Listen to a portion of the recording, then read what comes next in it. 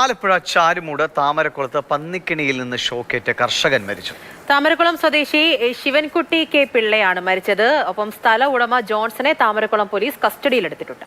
വീട്ടിൽ നിന്ന് 1 കിലോമീറ്ററോളം മാറിയുള്ള കൃഷിയിടത്തിൽ ജോലി ചെയ്ത് കഴിഞ്ഞ് മടങ്ങി വരുന്ന വഴിക്കാണ് ശിവൻപിള്ളയ്ക്ക് ഷോക്കേറ്റുന്നത്. ഇത് ചാരുമൂട് താമരക്കുളം എന്ന് പറഞ്ഞ സ്ഥലമാണ്. ആലപ്പുഴ ജില്ലയുടെ തെക്ക് കിഴക്കേ ഭാഗമാണിത്. കൊല്ലത്തിനോടും ഒപ്പം തന്നെ പത്തനംതിട്ടയോടും അതിർത്തി പങ്കിടുന്ന പ്രദേശമായതുകൊണ്ട് അതിന് സമാനമായ ഭൂപ്രകൃതിയാണ്.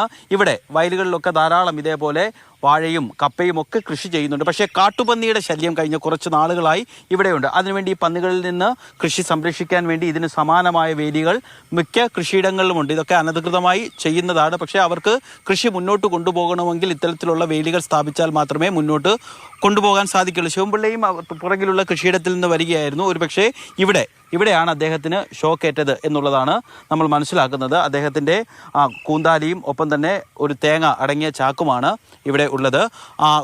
അച്ഛൻ വീട്ടിലേക്ക് തിരിച്ചു വരുന്ന സമയം കഴിഞ്ഞിട്ടും കാണാത്തതിനെ തുടർന്ന് തിരക്കി വന്നപ്പോഴാണ് ഇവിടെ ബോധം കെട്ട് കിടക്കുന്ന നിലയിൽ കണ്ടെത്തിയത്. തുടർന്ന് തന്നെ ആശുപത്രിയിൽ കൊണ്ടുപോയെങ്കിലും ജീവൻ രക്ഷിക്കാനായില്ല.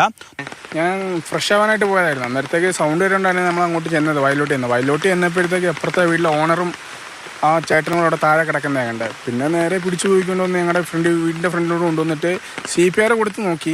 അന്നേരം വലിയതായിട്ട് അനക്കൊന്നും കണ്ടില്ല. പക്ഷെ വെള്ളം കൊടുത്ത് നോക്കിയപ്പോൾ ചെറുതായിട്ട് കുടിച്ചു.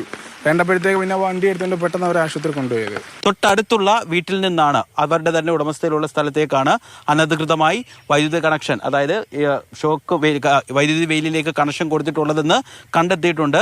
തുടർ നടപടികൾ അടക്കം പോലീസ് ഈ ഗൃഹനാഥനെ അടക്കം ചോദ്യം ചെയ്ത് വരികയാണ്. ചാരുമൂട്ടിൽ നിന്ന് ബോണിയം വർഗീസിനൊപ്പം രഘുനാഥ് നാരായണൻ, മാതൃഭൂമി ന്യൂസ്.